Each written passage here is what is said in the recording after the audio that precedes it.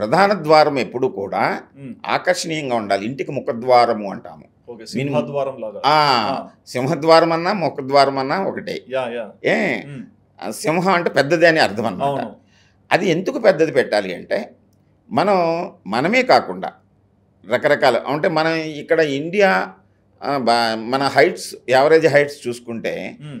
6 the highest person ఉంటాడనేటువంటిది అని ఒక అంచనా వేసి హ్మ్. మన గదులు, గుమ్మాలని కూడా 6.5 అడుగులు, 7 అడుగులు హైట్ పెడతారు. హ్మ్. సింహద్వారం ఇంకా ఎత్తుగా ఉంటది. హ్మ్. ఎందుకు ఎత్తుగా ఉంటదంటే, మనం ఒకళ్ళమే కాదు, ఇంకా ఎవరెవరో ఇతర వ్యక్తులు కూడా మన హాల్ వరకు వస్తారు. ఓకే. బెడ్‌రూములు అంటే మన హైట్‌కి సరిపోతాయి బాత్రూములంటే. హ్మ్. హ్మ్. ఇక్కడ లావుగా ఉన్నవాళ్ళొస్తారు.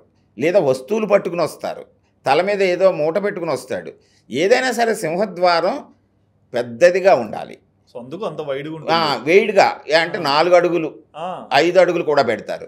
వైడ్‌గా ఉన్నప్పుడు ఒకే డోర్ అయితే అది తెరవటానికి టెక్నికల్‌గా కూడా ప్రాబ్లము. ఓకే. అట్లా 2 డోర్స్ వచ్చినాయి. అలా 2 డోర్స్. ఆ! ఆ! ఆ 2 డోర్స్ ఉండి అయితే అందంగా డిజైన్ చేయడానికి చక్కగా ఆకర్షణీయంగా ఉండాలి ముఖద్వారం. మన ముఖం హ్మ్. ఎలాగైతే హ్మ్. హ్మ్. ఎవరైతే వస్తే మనం నవ్వుతూ పలకరిస్తామో అలాగా ఆకర్షణీయంగా ఉండాలి.